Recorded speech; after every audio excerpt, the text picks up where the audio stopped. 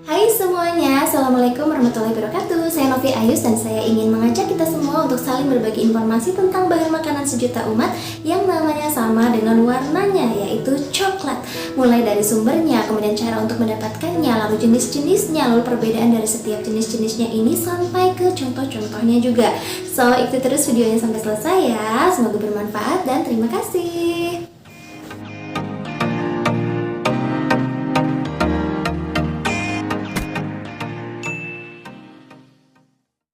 Sejak kecil, saya sangat menyukai coklat. Dan saya yakin anak-anak kecil zaman sekarang juga sudah banyak sekali yang mengenal coklat, bahkan menyukainya. Entah dalam bentuk permen coklat, wafer coklat, es krim coklat, dan lain sebagainya. Makanan-makanan yang saya sebutkan tadi adalah makanan-makanan yang rasanya enak dan juga manis. Tapi ternyata untuk mendapatkan rasa coklat yang enak dan manis, itu prosesnya cukup panjang. Karena rasa asli dari biji-biji coklatnya itu sendiri ternyata tidak seenak itu loh. Bahkan cenderung pahit, dan anak-anak mungkin tidak akan menyukainya.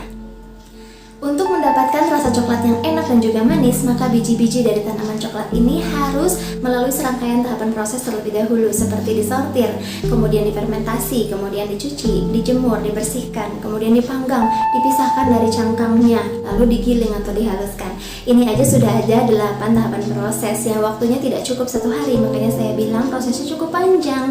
Dan hasil dari tahapan proses ke-8 ini itu adalah pasta coklat atau cocoa liquor. Tapi yang jadi pertanyaan, apakah cocoa liquor atau pasta coklat ini rasanya sudah seenak cemilan-cemilan tadi? Ternyata belum teman-teman, rasanya belum seenak cemilan-cemilan itu dan bahkan cenderung masih pahit. Untuk mendapatkan coklat yang akan disukai oleh banyak orang, baik itu dewasa maupun anak-anak, maka pasta coklat ini harus diolah lagi. Setelah diolah lagi, barulah kita bisa mendapatkan hasil akhir yang akan disukai oleh banyak orang.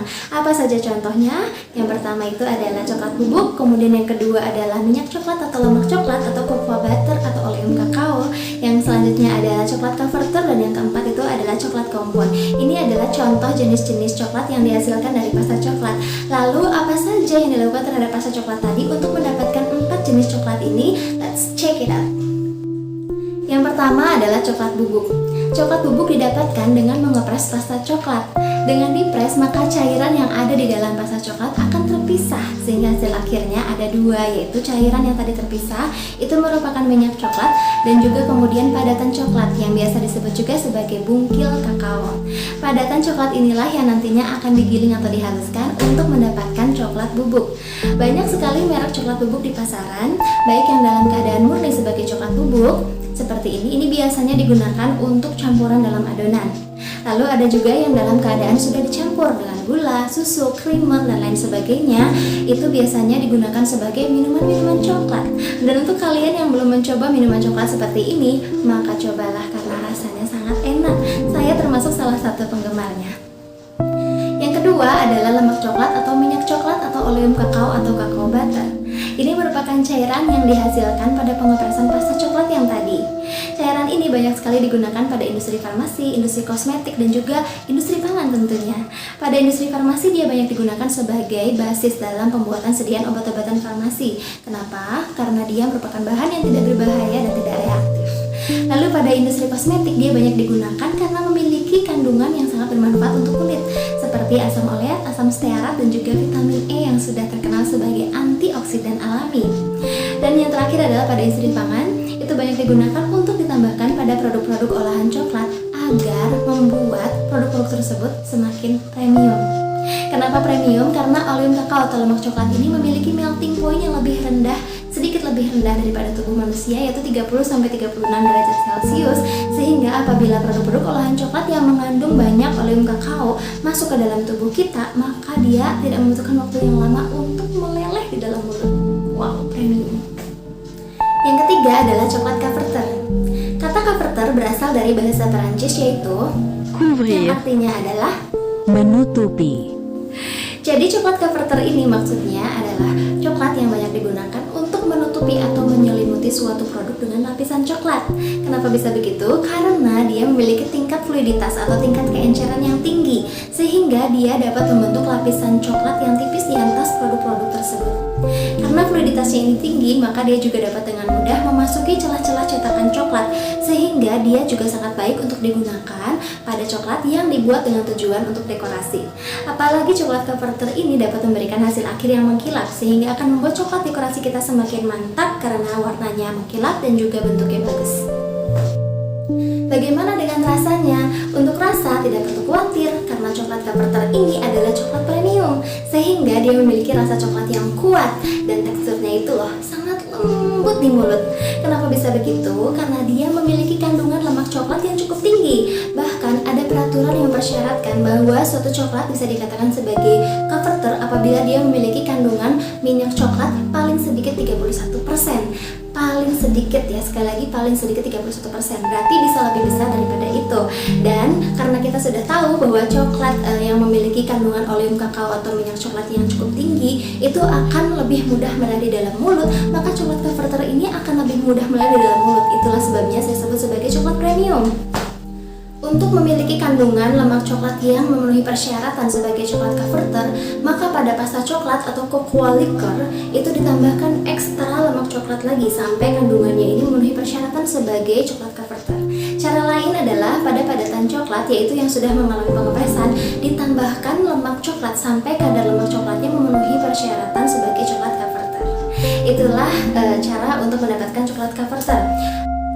Penambahan ekstra lemak coklat inilah yang menjadi perbedaan mendasar antara coklat converter dan juga coklat kompon. Tapi sebelum kita berbicara ke coklat kompon, jika tidak keberatan tolong bantu subscribe channel ini dulu ya, karena subscribe dari kalian sangat berarti untuk saya dalam mengembangkan channel ini. Jangan lupa juga klik like, komen, dan juga share ke seluruh media sosial yang kalian punya.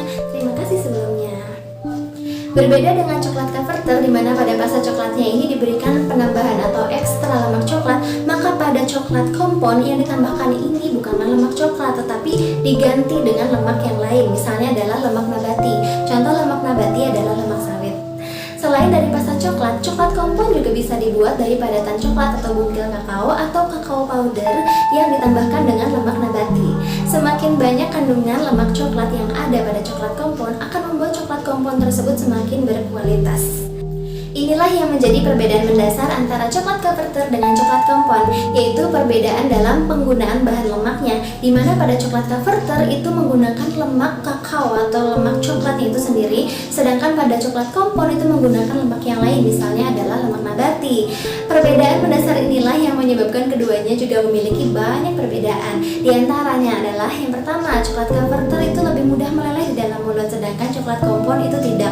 Kenapa? Karena ada kandungan oleum kakao yang dia memiliki titik leleh yang lebih rendah, sedikit lebih rendah daripada suhu tubuh kita, yaitu 30-36 derajat Celcius. Sedangkan coklat kompon titik lelehnya lebih tinggi dari itu sehingga lebih sulit untuk meleleh di dalam mulut. Lalu yang kedua adalah harga. Harga coklat converter tentunya lebih mahal daripada coklat kompon karena harganya lemak coklat itu lebih mahal daripada lemak nabati. Dan yang terakhir adalah coklat converter umumnya memerlukan proses tempering terlebih dahulu sebelum digunakan. Proses tempering adalah proses pemanasan dan pendinginan pada coklat untuk menstabilkan partikel-partikel dari lemak coklatnya itu sendiri, sehingga nantinya akan menghasilkan coklat converter yang halus dan warnanya mengkilap, tidak ada bintik-bintik putih dan keras, sehingga jika dipotong petak gitu ya, petak sehingga jika dipotong itu bunyinya khas gitu ya, keras, tidak lembek gitu ya. Sedangkan coklat kompon itu cukup dengan dilelehkan atau ditim saja pada suhu kurang lebih 40 derajat Celcius lah ya, tergantung dari banyaknya coklat persentase antara lemak coklat dan lemak nabati yang dikandung di dalam coklat kompon tersebut. Oh iya, untuk coklat converter mungkin tidak memerlukan proses tempering untuk yang langsung dimasukkan ke dalam adonan kue gitu ya, itu bisa langsung digunakan tanpa proses tempering saya rasa. Oke, mari sekarang kita lihat contoh-contoh coklat converter dan juga contoh-contoh coklat kompon. Baik coklat converter maupun coklat kompon bisa berbentuk blok atau bar, kemudian juga bisa berbentuk koin, bisa berbentuk chips, bisa berbentuk stick gitu ya, ataupun bentuk-bentuk yang lainnya. Karena perbedaan mendasarnya itu bukan pada bentuknya, tetapi pada kandungan dari minyak coklatnya itu sendiri. Kemudian coklat converter dan juga coklat kompon itu bisa memiliki varian dark, bisa memiliki varian milk, bisa memiliki varian white, ataupun yang berasa-rasa seperti strawberry, mangga, dan yang lain-lainnya. Keduanya bisa memiliki rasa yang sama seperti itu karena bahan tambahan apapun ya seperti gula, susu, dan sebagainya bisa ditambahkan pada keduanya, dan itu bukan merupakan perbedaan dari keduanya, tetapi perbedaan mendasarnya itu adalah pada lemak coklatnya gitu. Oke, mungkin itu saja, sekian dari saya untuk video kali ini. Terima kasih banyak untuk menontonnya sampai akhir, dan jangan lupa sekali lagi untuk subscribe, like, dan juga share video ini ke seluruh media sosial yang kalian punya. Terima kasih banyak. Wassalamualaikum warahmatullahi wabarakatuh.